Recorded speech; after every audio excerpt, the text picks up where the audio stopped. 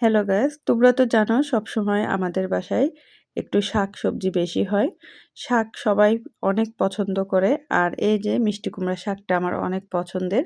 আজকেও মিষ্টি কুমড়া শাক রান্না করছি।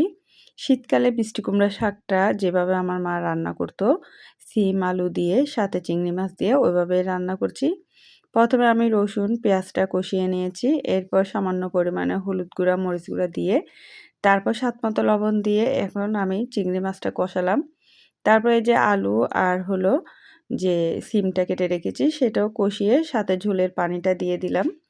ঝোলটা বলক উঠে আসলে এবার শাকগুলো দিয়ে দিচ্ছি একটু একটু করে। তাহলে একটু একটু শাকটা দিয়ে নাড়াচাড়া করে ঢাকনাটা দিয়ে কিছুক্ষণ ঢেকে রান্না করলেও হবে। শীতকালে এই শাক রান্নাটা খুবই পছন্দের, সবাই অনেক পছন্দ করি। আর দুপুরবেলায় একটু শাক খেতে খুবই ভালো লাগে। তো এই যে কিছুক্ষণ পর পর নাড়াচাড়া করে দিচ্ছি। এটা প্রায় কমপ্লিট হয়ে গিয়েছে। এবার আমি নামিয়ে গরম গরম পরিবেশন করব।